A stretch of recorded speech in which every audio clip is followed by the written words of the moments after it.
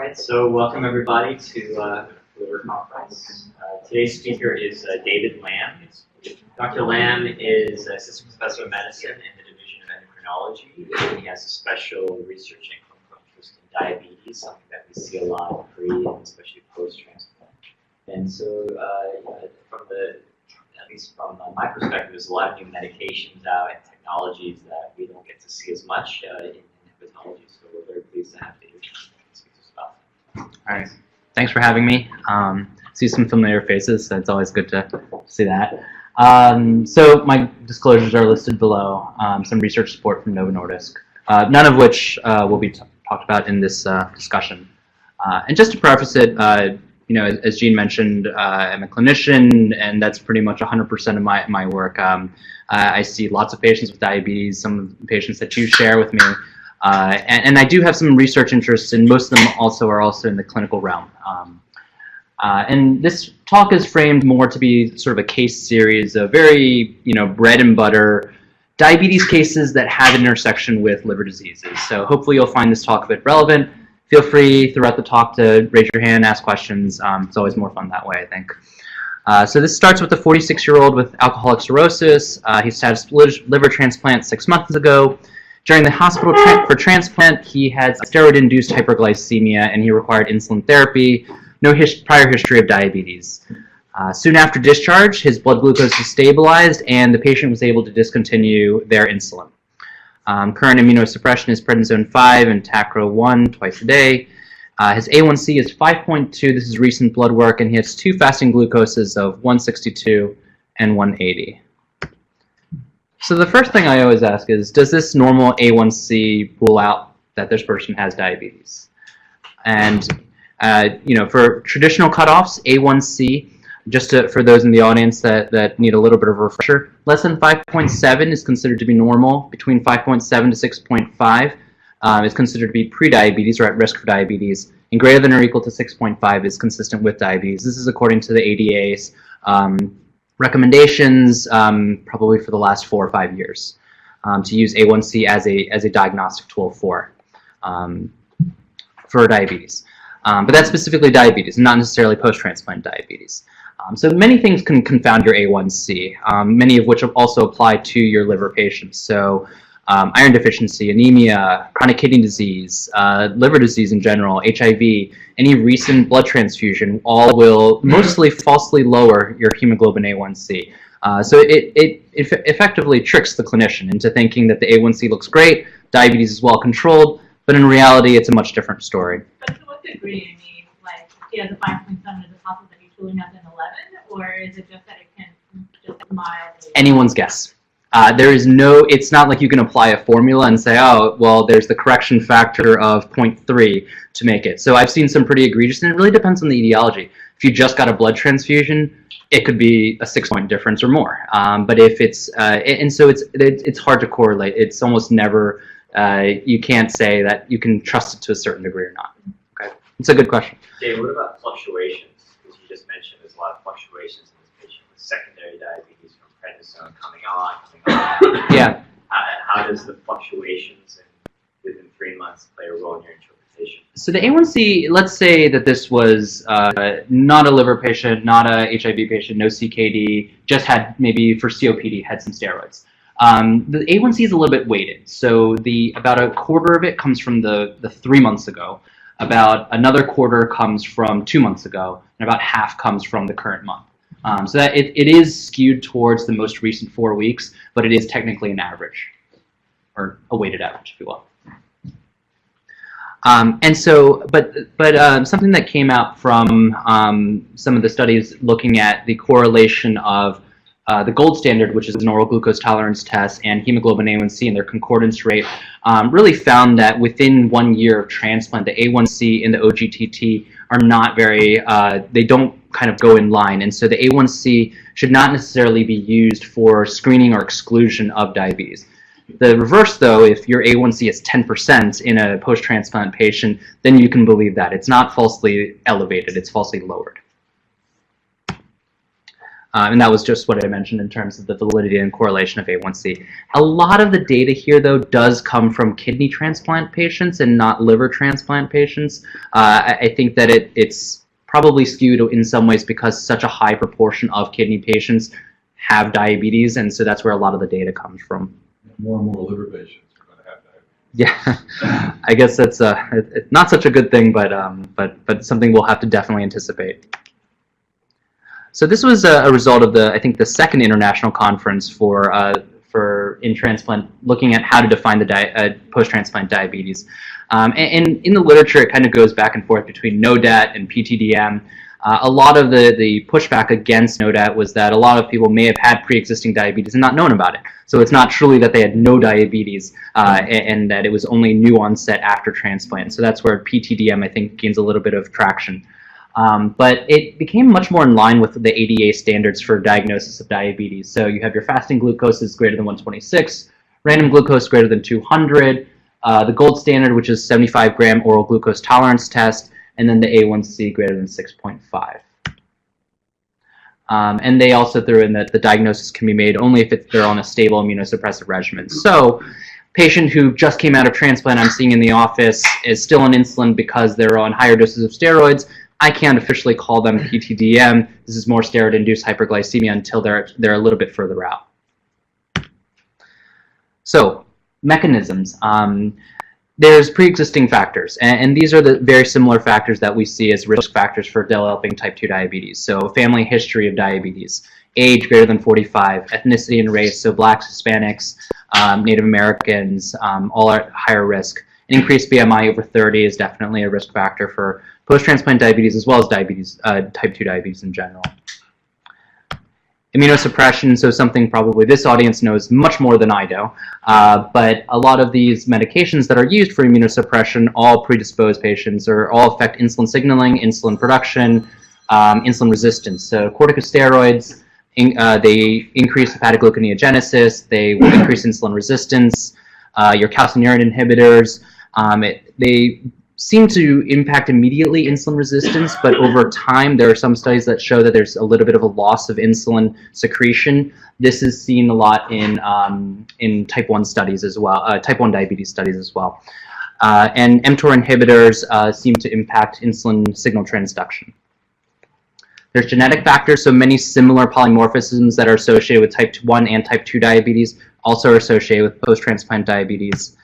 And the role of inflammation with whether it's a concomitant infection with Hep C, CMV, just the stress of hospitalization as well, it can all play a role in developing post-transplant diabetes. So I guess the first question to ask is, does it even matter? And there's not that much in the literature regarding post-transplant diabetes or in diabetes, glycemic control in general. So I highlighted some of the larger studies that I could find dating back to 2007 to in a decade later. The first one shows a 1-year survival rate, and they compared a mean glucose of 135 to 184, and that there was a lower 1-year mortality rate, and then also higher rates of infection and complications in the first 30 days with the more poorly controlled, or that's the average of 184.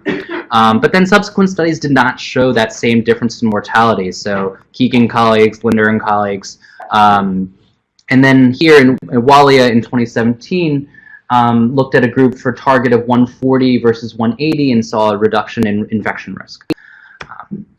You know, when I looked at this, one, I was a little bit surprised, but two, I think that there are, you know, a lot of transplant, and I was talking to some kidney transplant folks about this.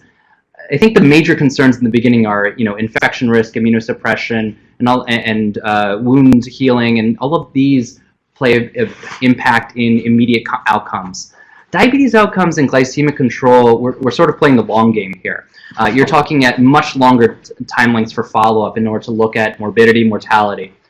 So I think that overall, longer-term studies for cardiovascular outcomes, micro and macrovascular complications from post-transplant diabetes are needed and not readily available to really tell us, does glycemic control matter? I think also that a lot of these studies are limited by using random blood glucoses or just glucoses from the hospitalization, and these, as we know in the type 2 and type 1 world, they don't really correlate well with someone's glycemic control overall. So there's a lot of talk now about glycemic variability, standard deviation from glucoses, and even more than just the A1C that have a really strong link with outcomes. And I think as we get this more information, we'll be able to better answer the question. Can you push that out a little bit? Are you saying that the patient-to-patient variability in the non-fasting glucose level is an indicator of outcome? No, not the patient-to-patient variability. No, I mean, in other words, if you have a patient who has a fluctuating level, that is associated with some outcome compared to somebody who does not have a fluctuating level. Yes, so there are studies looking at glycemic variability specifically. So we can tell this a lot from technology called continuous glucose monitors, which I'll talk about a little bit later. But they're able to give us a much better sense, effectively a glucose data point every 5 minutes, as opposed to what we're limited in. Some other studies give us 7-point glucose tolerance, 7-point glucose monitoring, which is not a great snapshot of someone's day. So it really gives us a sense of how much time they're spending hyperglycemic, how much time they're spending hypoglycemic, and that's been tied with a lot of outcomes. More not in the transplant, in post-transplant diabetes world, but in the diabetes side. Does that answer? Okay. Yeah, thanks. Yeah. Okay, so since the insulin worked so well in the past, he's resumed on insulin.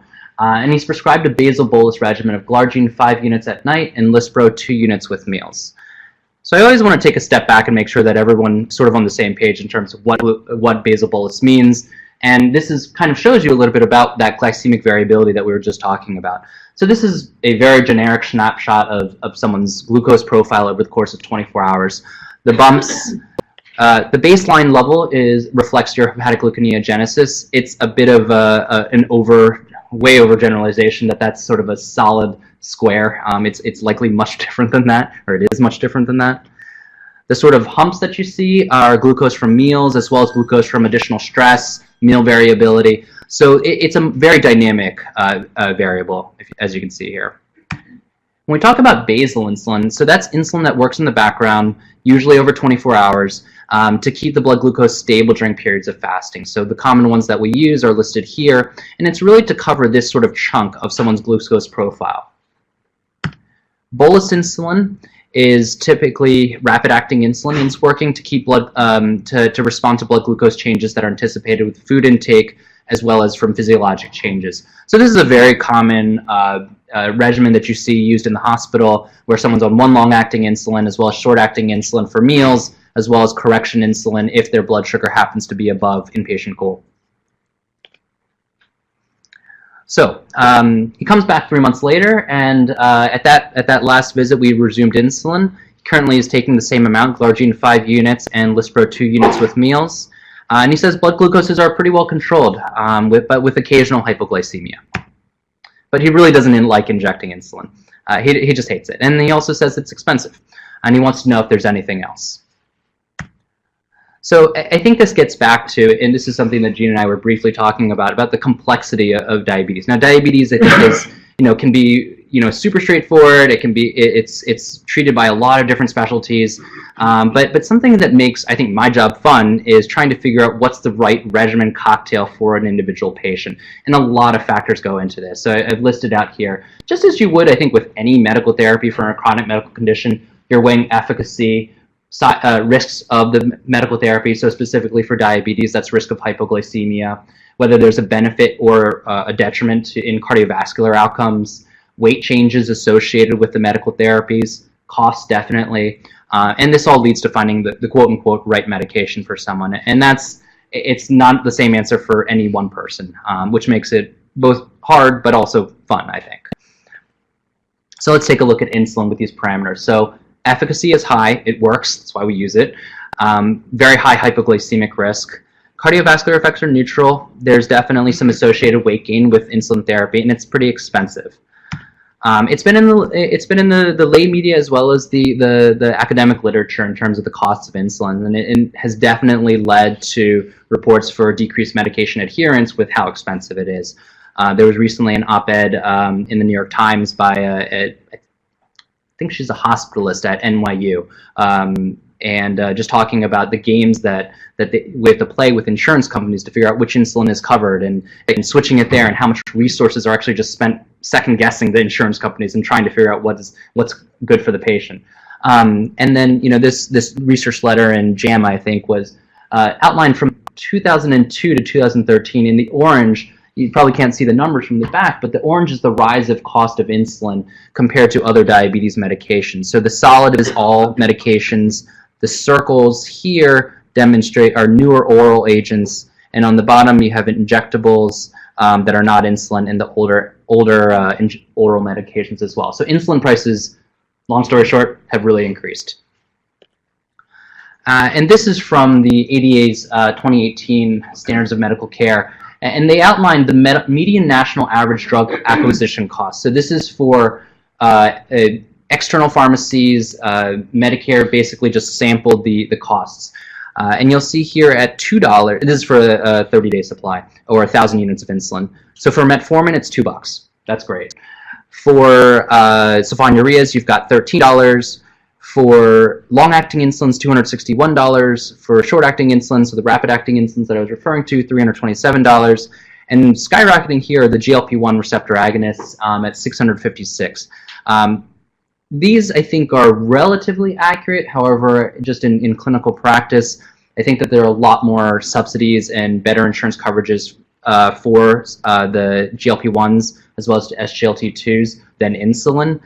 So I have it's not uncommon that my patients are paying $300, $500 out of pocket every month for their insulin, which is quite expensive. And so it's no wonder that this gentleman who's on 5 units of Glargine and 2 units of Lispro with meals doesn't like needles and doesn't like injections, probably also doesn't like paying $600 a month for their insulin. And these are monthly? Yes, this is monthly costs. Yeah. And then, you might say, well, he's only using insulin and you got 1,000 units in a vial. You have to throw out the vial after a month anyways. So it's tough. So a question, I read an article in New York Times recently about this, and insulin's been around for years. Yes. A long, long time. And so the cost of it seems kind of insane. I heard that the drug companies are actually changing the formulation when their patents expire, and that's what causes this cost to happen. Is that what's going on? Part of it's true, yeah. Okay. So insulin, yes, you're right. It's been a while since we discovered insulin. However, the insulin analogs came out in the mid-90s, I would say, and so that was sort of the newer class, which definitely allowed a much more physiologic delivery of insulin as compared to human insulin and regular and NPH insulin. Subsequent to that, so as a lot of these analogs have, are reaching the end of their patents, there have been some modifications. How much of a modification that translates into clinical efficacy is unclear. So they've made faster insulins. They've made slower insulins, which actually are ideal for some patients. Most, especially in type 1 diabetes, we do need faster insulins. We do need flatter insulins. But how much clinical meaning that means for the masses is questionable. But a good thing is, though, as these patents have expired, we have biosimilar insulins. So there are now biosimilars for, which is effectively as close as you can get to a generic. And so you have biosimilars for long-acting insulins as well as rapid-acting insulins, which have much lower costs. Is that Basaglar? Basaglar and Admelog. Admelog is Lispro. So, a question.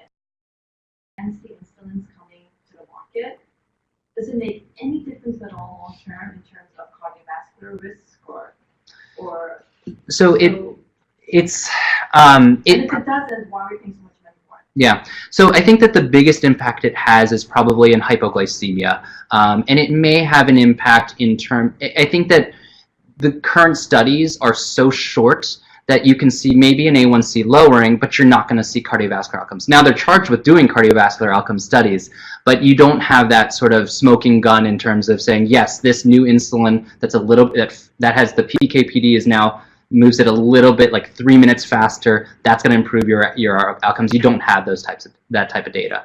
Right. So to me, it seems like it's just all marketing. That you're charging how much more times for something that's just fancy with a nice bow on it. I mean, what's wrong with insulin that was discovered how many years ago under Mount Sinai? Yeah. Almost 100. So, Yeah. So I would. So first of all, I completely empathize that. Please don't take it to say that I think that we should be charging $500 a month. I would love to. So I think that compared to human regular insulin and human NPH insulin, there are definite advantages. There's also, we just see so much less dermatologic manifestations of diabetes now that we have much pure analogs compared to before. So I think comparing to what we had with Banting, I think that's a lot better. But I think compared to 95, year 2000 compared to now, maybe not all that different. So I think the biosimilars are a great addition, that we have much significantly cheaper but still expensive. There are options though. So any Medicare patient who goes into the donut hole, we make do. We try to find them generics, or we try to find them mixed insulins that are a little bit cheaper, but it's tough. I mean, don't get me wrong. So one of the things that's happening is that in Epic, you're going to start to see the drug prices. And there's going to be a smarter preference list, if you will, so that you have just whatever's, because you also have to match the insurance formulary Yes. for that patient, because while Basaglar may be first line for Health First or something like that, and we know it's cheaper and it's on our therapeutic class substitutions, we try to push for those conversions. As we get more and more sophisticated with Epic, a provider will know these are the ones that are covered by this patient's insurance, because that's a big issue of burnout for physicians. So yeah, absolutely. Epic, we're not utilizing Epic to the fullest, so having that SureScripts data come in and match the formulary with the carrier, and then also give the prices, because I think physicians have no idea, and as soon as they see the two things are equally effective and one costs 10 times more, there's no physician would say, oh, that makes sense to me. Right. So it's about just knowledge. Like once you know, and you're like, oh my god, like metformin, right? I mean, and even metformin, there's generics that cost more than other generics. Yeah. It's so not knowing that is like, Yeah, no, it's the metformin is a whole nother. Sometimes I wonder why I spend so much of my day trying to get the insurance companies to cover metformin. The 1,000 milligram, I'm going to make up some numbers, but the impact of my statement is accurate. Let's say 500 milligrams costs you $5. The 1,000 milligram costs you about $1,000. There's no sense in that, but I think that when we're like, oh yeah, why not? We're just going to increase it to 1,000. It has a huge impact. But yeah, so cost matters. Diabetes medication is very expensive. And hopefully with the support of Epic, I think we'll all be making a little bit better informed decisions that have our patients' wallets in mind. So we discontinue insulin, and the patient started on repaglinide 1 milligram before meals. Just as a review, repaglinide loosely falls into the same category as sulfonylureas. So sulfonylureas work on the pancreatic beta cells. They block the sulfonylurea channel here, which is an ATP-sensitive potassium channel, allowing potassium influx, depolarizing the cell, and causing insulin release. So in the nutshell, these medications are insulin secretagogues. So comparing it to insulin with the same sort of 5 lines here, or 5 columns, you have a high efficacy, there's still the hypoglycemia risk, neutral cardiovascular effects, slight weight gain, in some of the studies, and it's been a while since people have done studies with sulfonylureas, 0.7 to 2.6 kilos, but a very low cost. So efficacious and oral and cheap. What is the treatment for this? Prandin is repaglinide, and Starlix is the other metaglitinide. Okay, so you're a 46-year-old. We switched him from insulin to repaglinide 3 months ago. He comes for follow-up. He's really happy. His drug costs are lower. He's not injecting insulin anymore. Blood glucoses still have stayed pretty well controlled, but he notes a 15-pound weight gain over the last 6 months. So from insulin therapy to sulfonylurea therapy, and he asks, is the weight gain bad? Is it bad for him? So I didn't know the answer to this, so I started looking in a liver disease transplant context. And so and I didn't find a lot of information, and maybe the audience has a bit better of a handle on this, but I found this study looking at BMI increase in a post-transplant, and found actually that BMI increase is common, 54%, and it was associated with greater 5-year patient and graft survival. BMI loss on the reverse was associated with worse. Increasing delta BMI is inversely associated with risk of death and graft. However, I think that a lot of these studies that have reported on weight and BMI and transplant outcomes have all acknowledged the fact that, one, it's hard to get an accurate BMI because of ascites. Two, there's a lot of, as the chronic medical conditions, there's a cachexia effectively associated with that. So it's not a perfect measure here. It's just too simplistic of an outlook on this. Liver International in 2015 looked at a combined analysis, seeing no difference in mortality in the obese versus non-obese. 1 year to 5 year follow-up, survival decreased in obese patients.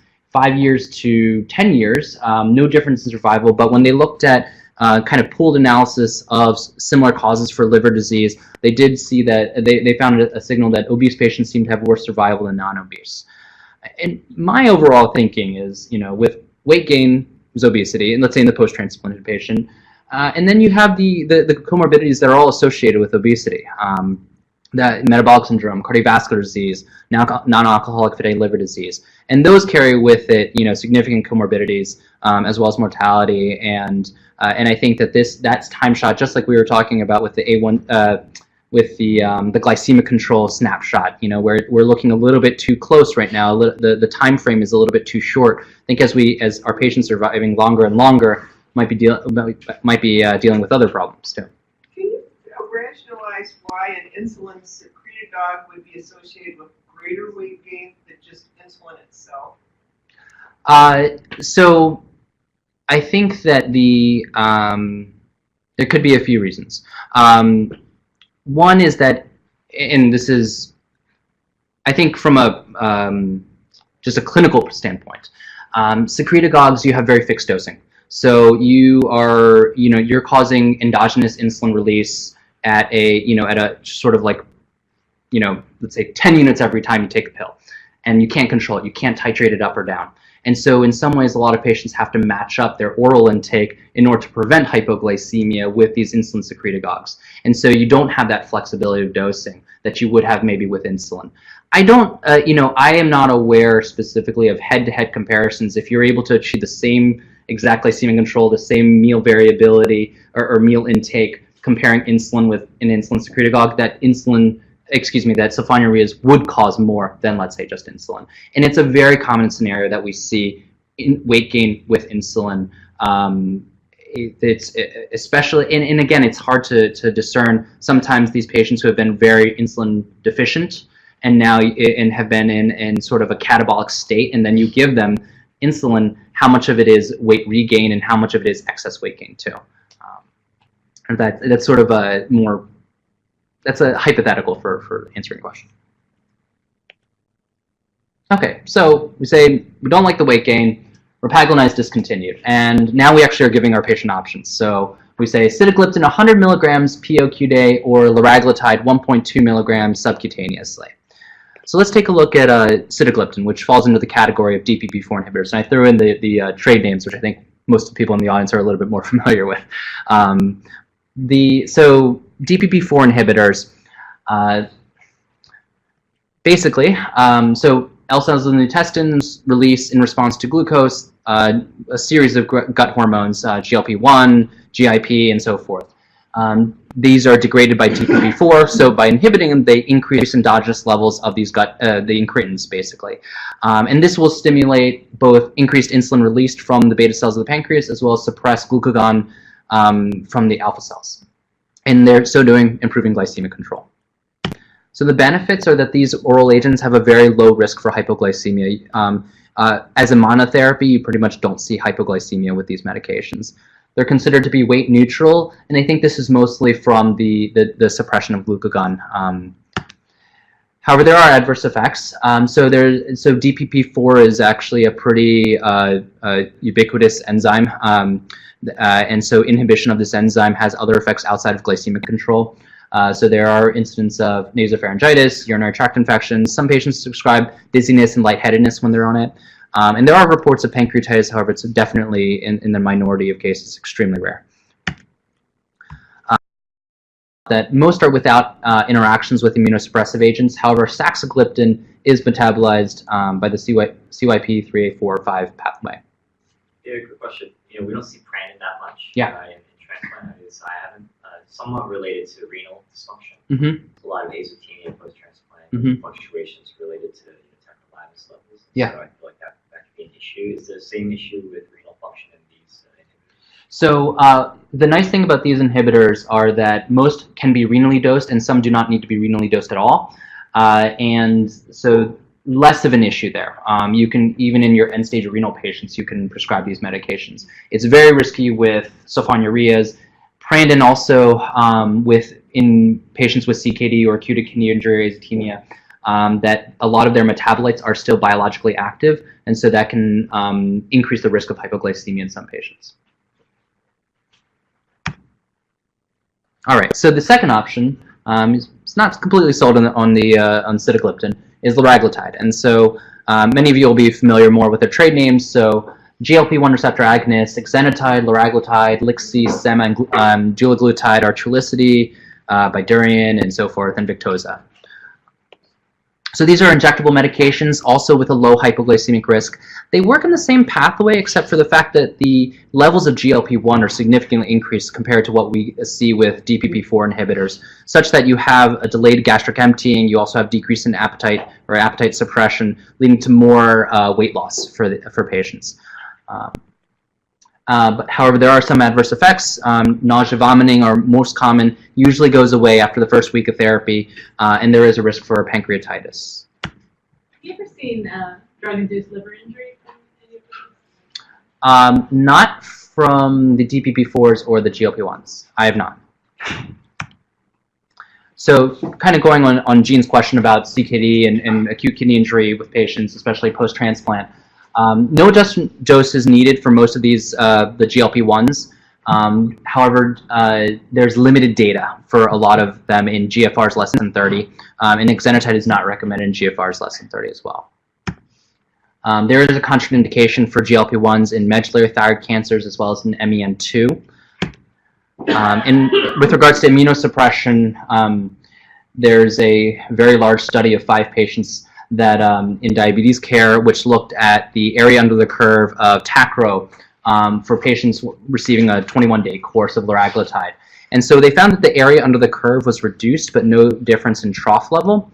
And there were no biopsy-proven rejections and no acute kidney injury. And this was in a kidney transplant population. So in my practice, I think I often, and I may have emailed some of you in the past, I'll say, hey, I think that a GLP-1 might be really good for John Smith. This is, some literature that I've seen in the past, and kind of what the response to me has been, well, we'll monitor it much more closely, the Tacro levels. So, but just kind of acknowledge that it's out there. All right, so to kind of use that same framework, you have DPP-4s, moderate efficacy as opposed to some of the more potent agents, no hypoglycemic risk, neutral for cardiovascular effects, neutral for weight, and moderate costs compared to the GLP-1s, which have high efficacy, no hypoglycemia risk as well. And there are some studies that have just come out in the last couple of years for cardiovascular benefit for liraglutide and semaglutide. And you have a weight loss that's reported in the literature is anywhere from 3.5 kilos to 0.45 kilos. I would say it's your mileage may vary. I have some patients that have lost amazing amounts of weight with these therapies. Some doesn't even change. So you see a lot of interperson variability there, but also high cost. Do you see improved blood pressure? Not necessarily with GLP-1s or DPP-4s. I don't see improvements in blood pressure. Maybe with I would say, let me qualify that. Perhaps with significant weight loss, that may help, but I don't see it in a direct, I started it 3 months ago, there's stable weight, I don't see an improvement in blood pressure. It does help with fatty liver, though. Some of the GLP-1s are very effective Yes. to treat fatty liver. I think I have that in a maybe case 2. So, all right. And let me know if I'm, okay. All right, so case 2, perfect segue. So 56-year-old male, he's morbid obesity, NASH, type 2 diabetes, A1C is 8.5. He saw his hepatologist, and now he is actually motivated to control his diabetes and lose weight. I will say actually that please know that what you say as hepatologists to your patients, they actually carry with them to my office, okay? So I will have worked with a patient for years trying to get them to lower their A1C, to lose weight. Nothing, just this inertia. And then they come back from seeing Dr. Ashkapur, and all of a sudden they want to lose weight and they want to get control of diabetes because he scared them, I think. I think the fiber scan or something does something. Did the fiber scan. Yeah. See, so I feel like so it's actually been a great relationship. I think I share clinical space with him, and so it's been great. But so he's motivated now, and he's on metformin 1,000 twice a day, glipizide 10 once a day, and pioglitazone 30. So we have our little armamentarium here of insulin, secretagogues, DPP-4 inhibitors, GLP-1 receptor agonists, and we recommend adding a GLP-1 receptor agonist to improve A1C and also with the added benefit of weight loss.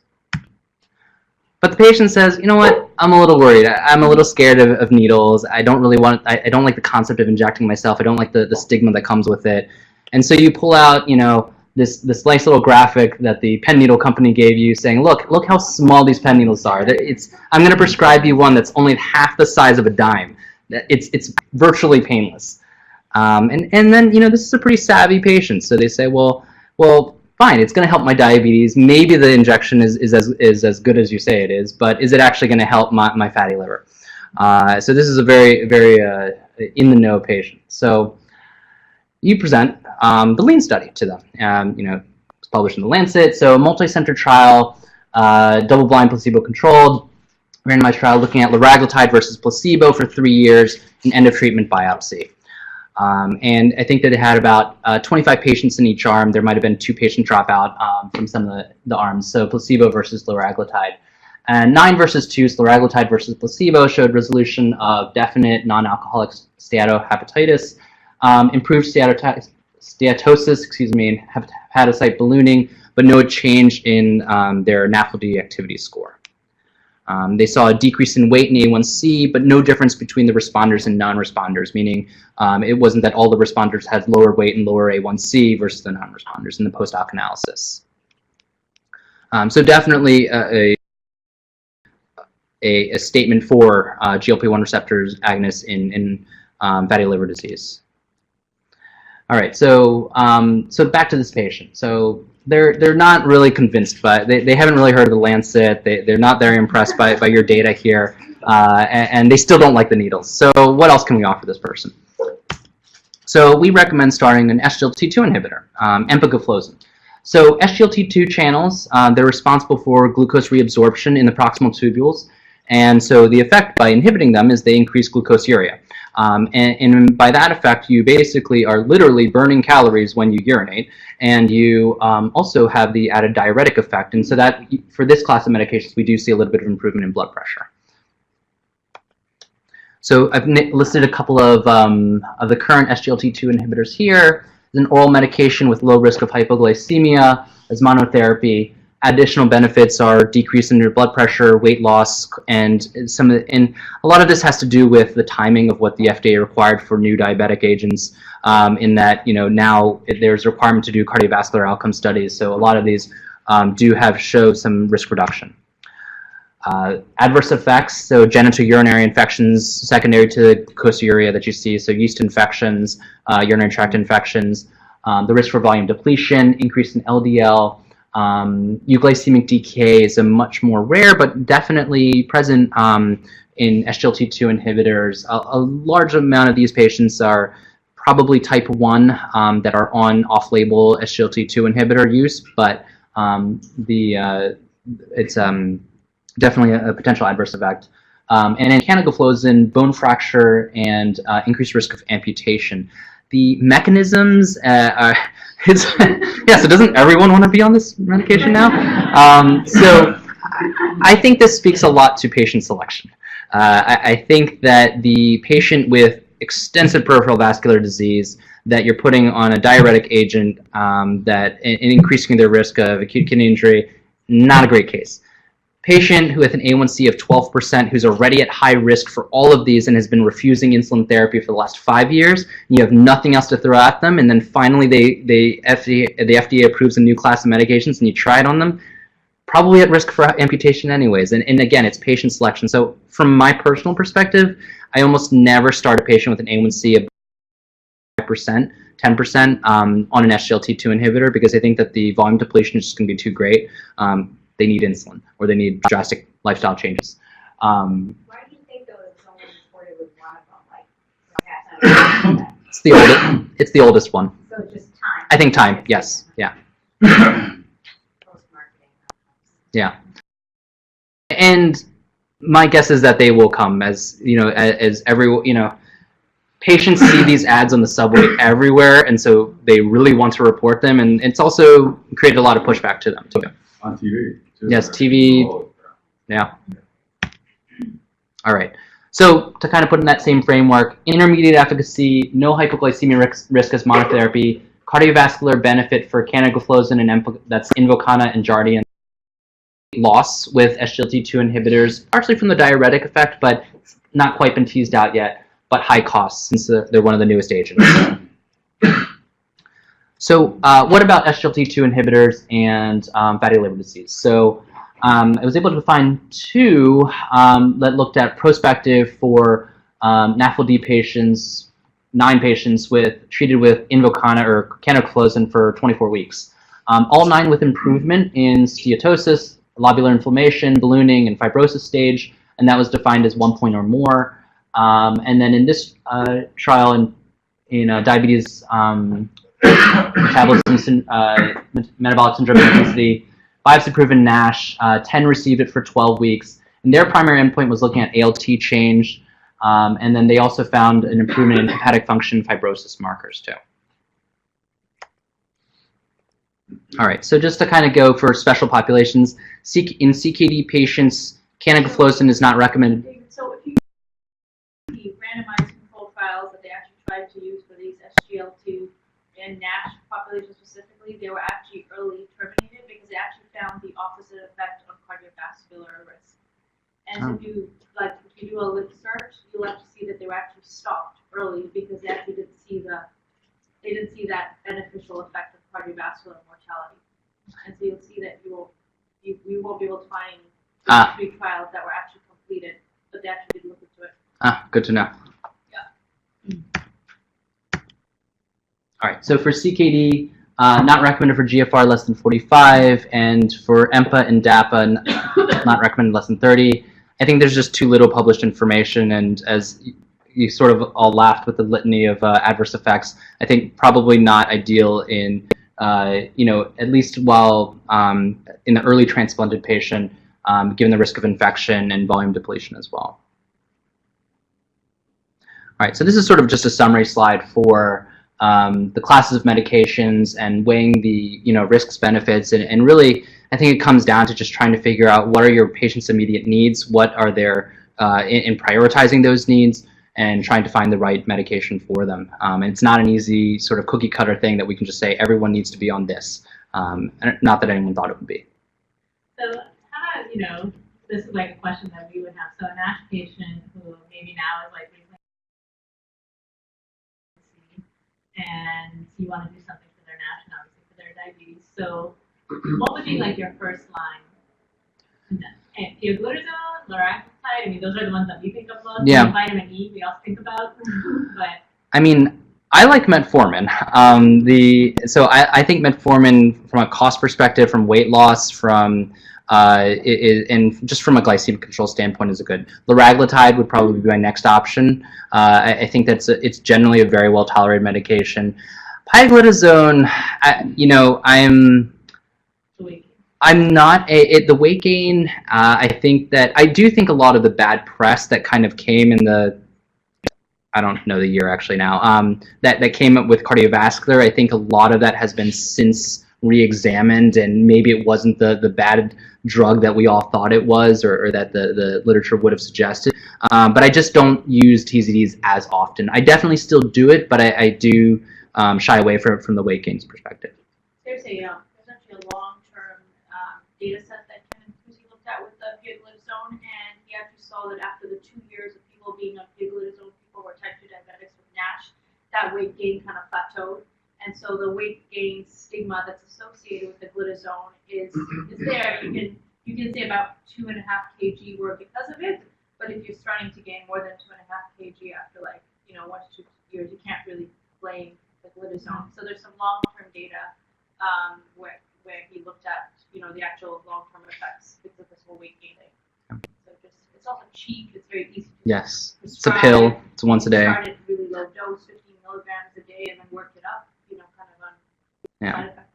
It's interesting just watching, you know, sort of the effect of a lot of media, if you will, in its prescribing. You know, now when I lecture medical students on classes of diabetes medicines, it's just like crickets when you talk about pioglitazone and PPAR gamma. Like no one has ever heard of it.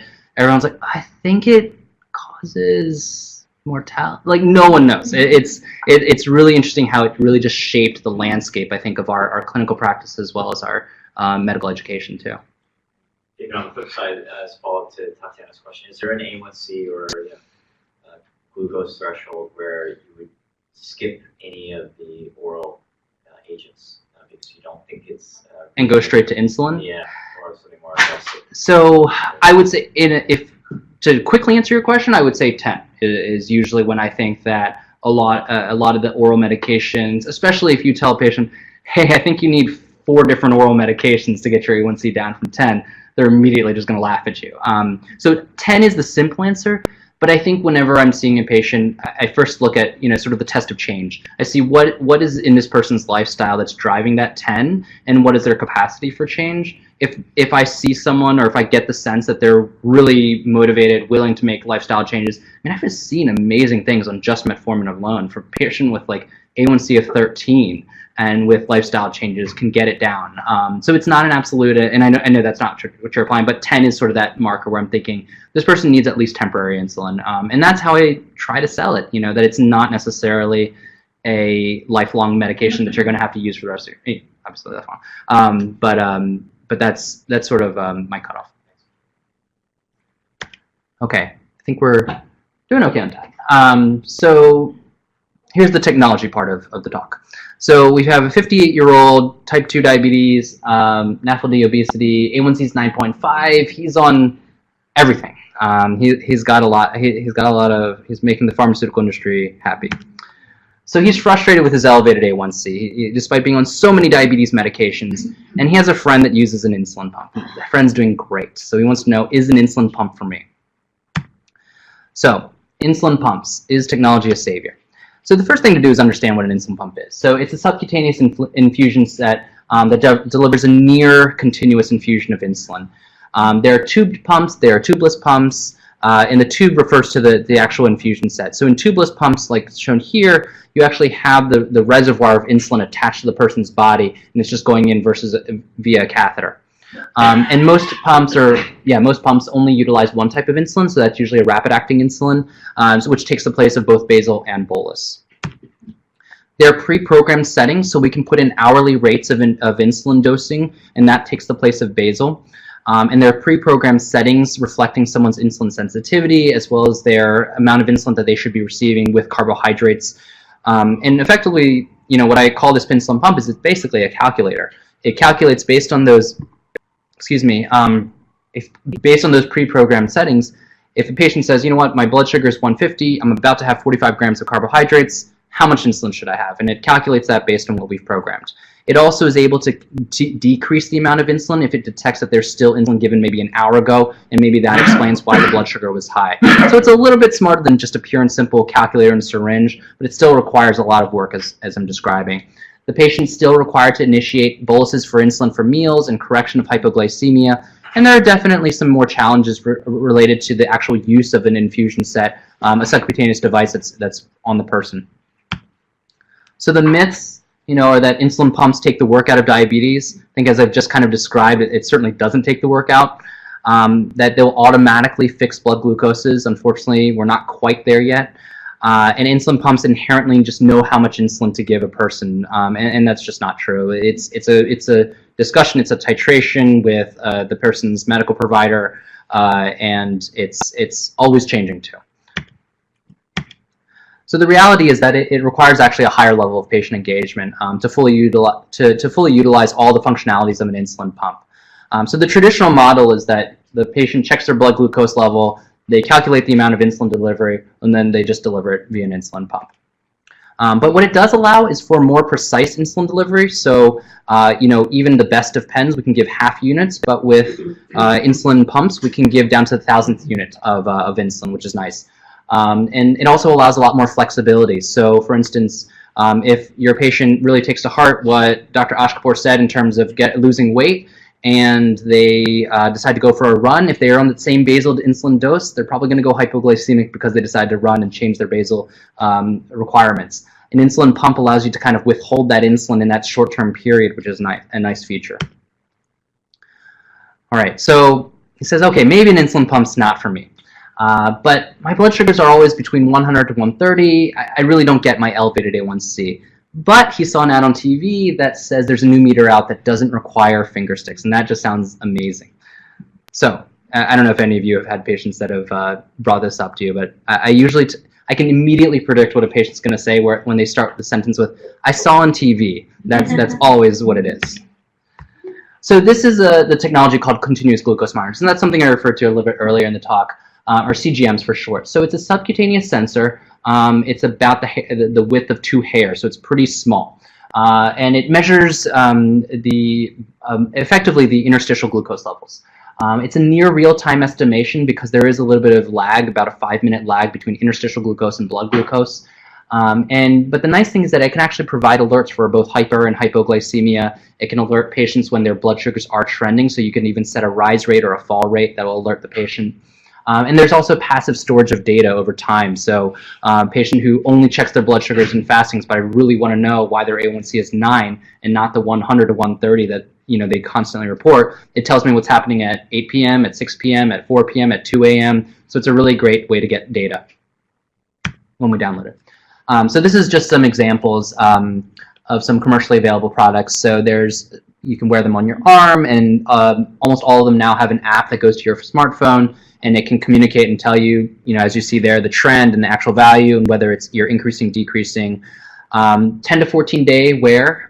There's one commercially available implantable sensor, which is a 90-day wear. So that's actually much more convenient for some patients, and you don't have the sort of external to internal sensor that's going through the body, which is nice. We were actually a site for their phase 3 trial, and we were inserting these sensors, which are seen here, in patients' arms, and we did their validation studies. And some with factory calibrations, and this is what patients are referring to as the no finger sticks, where in order through the sensor warm-up period, they don't require a person calibration to say, hey, my blood sugar is this, so it can correlate. They're factory calibrated, so after the warm-up period, they immediately start having values.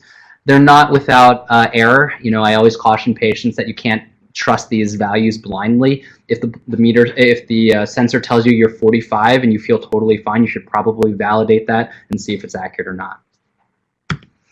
And just in terms of coverage, CMS and most commercial insurers will cover CGMs for type 1 diabetes. Some insurers will cover it for type 2 diabetes. Most patients will need to be on at least 2 or more injections of insulin a day or an insulin pump therapy for coverage. So, and some of them can be quite expensive. So it's definitely not something that every single person can afford. We always have to be mindful of cost to our patients, but it's definitely been a great add-on for diabetes care in general. So in the not so distant future, we're looking to remove the human factor from a lot of the decision making with automated insulin delivery. So this is something that Carol Levy in our division is working on, and I've been lucky enough to be a co-investigator in some of her trials, but sort of closing the loop, if you will. So taking the person out and using the glucose data to feed into a control algorithm and a predictive algorithm to see where the glucoses are heading and modulate insulin delivery based on that. So also known as artificial pancreas or automated insulin delivery. Most systems still do require inputs or announcements, if you will, of meals, just because the glucose rise for post meals is quite fast, and we don't have fast enough insulins yet. So maybe when we shift the curve, not 5 minutes, but by 10 minutes, 15 minutes, that new insulin will be worth the price. And most of these systems are studied in type 1 diabetes only. There's one commercial system available, but others are currently in phase 3 trials.